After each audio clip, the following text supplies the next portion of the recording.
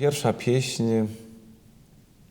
w pewnym sensie może być, jeśli chodzi o partię fortepianu, dość myląca. Generalnie morze jest gorzkie, to morze, które odzwierciedla nasz stan, nasze emocje.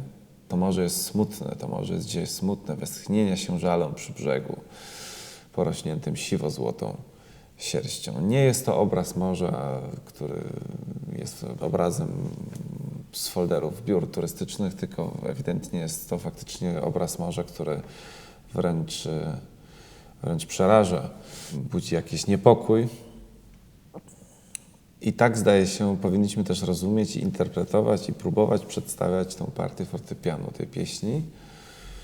Na pewno trudność, która jest niezmienna, jeśli chodzi o pieśń Twardowskiego i teksty, których on używa, czyli mamy bardzo długie frazy i motywicznie kształtowany akompaniament czy partię fortepianu, z której to dopiero musimy budować większe całości.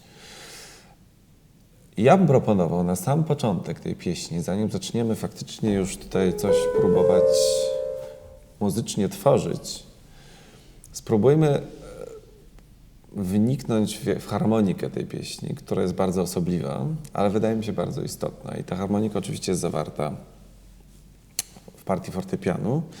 I gdybyśmy chcieli każdy z tych motywów zagrać jako akord,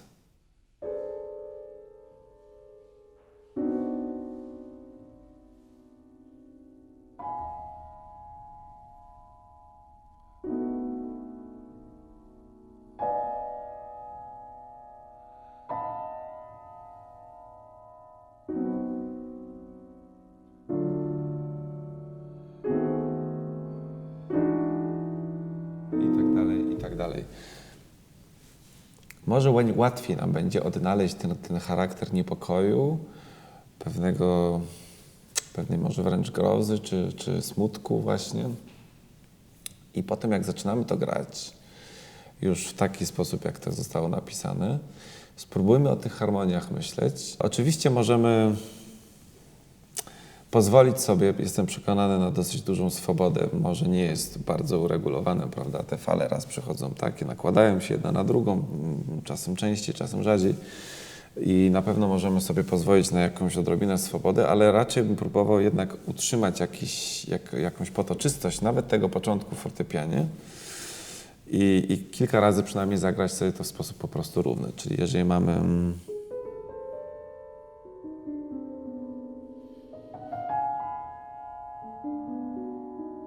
Możemy oczywiście potem pozwolić sobie na nieco więcej swobody, jeżeli chcemy bardziej pierwszą frazę i...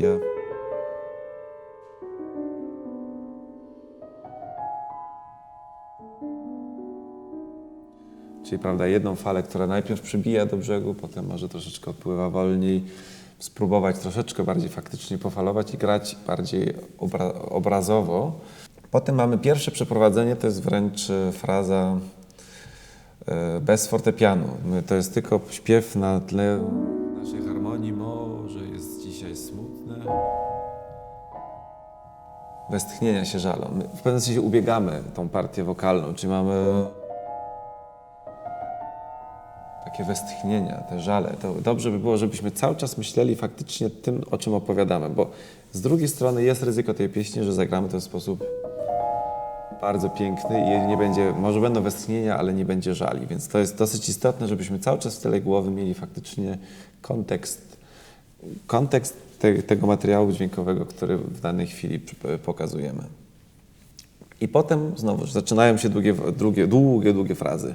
Przy brzegu porośnięty siwo-złotą sierścią, jak pierś, wznosi się fala i ginie za falą, morze wzdycha falami. I dopiero w tym momencie możemy tak naprawdę pozwolić sobie na pierwszy oddech.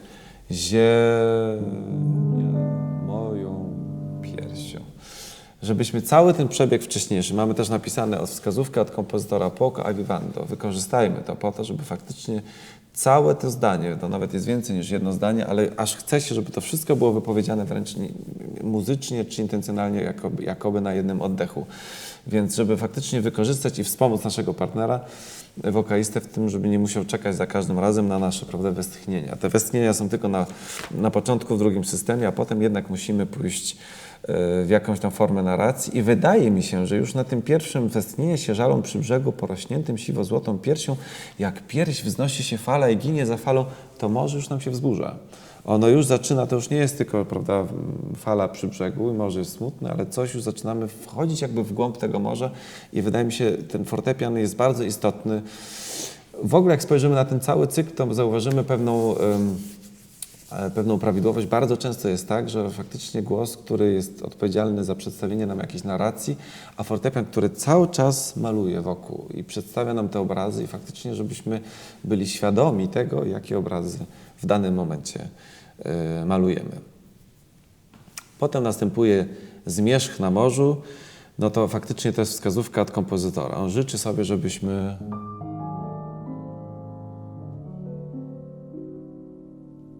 może też nie zmieniajmy pedału zbyt w sposób taki oczywisty, żeby jednak troszeczkę wolniejszą stopą, żeby ten pedał żebyśmy nie słyszeli tych zmian pedału. I znowu wybrzeże jest coraz bledsze. Znowu te harmonie, które warto, żebyśmy usłyszeli w liliowej półżałowej. I żaglowiec oparty na wietrze, jak ja na myśl o Tobie. Tu troszeczkę dochodzimy jakby do sedna sprawy, o co tak naprawdę chodzi, dlaczego my jesteśmy smutni, dlaczego to może. Czy jest tu jakaś relacja między dwiema osobami, czy ta osoba już nie żyje. Prawdopodobnie mówimy o trenach też później, rozpienione treny, prawda?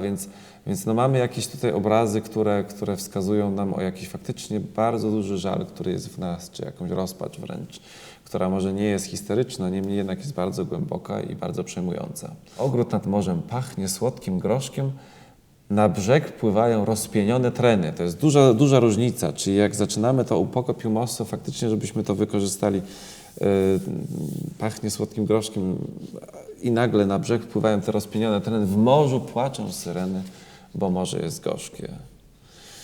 Materiał muzyczny mamy cały czas jakby ten sam, natomiast na kanwie tego samego materiału muzycznego mamy oczywiście duże różnice dynamiczne, które są zasugerowane przez kompozytora, ale również warto, abyśmy też pokusili się o duże różnice barwowe. I tam, gdzie bo morze jest gorzkie, gdybyśmy spróbowali zagrać to jeden raz bez tekstu,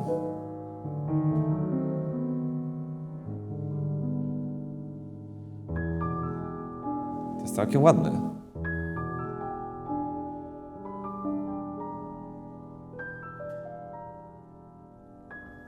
Pytanie nasze, czy ma być ładne, czy może gorzkie ma być ładne, czy może jednak gorzkie, którym płaczą syreny, nie ma być zupełnie inne. Więc jeżeli mamy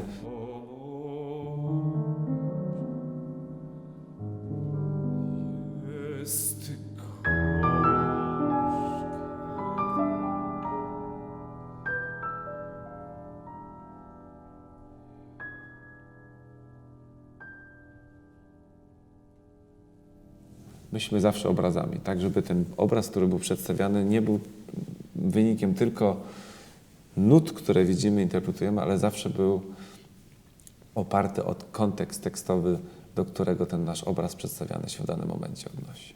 Dziękuję.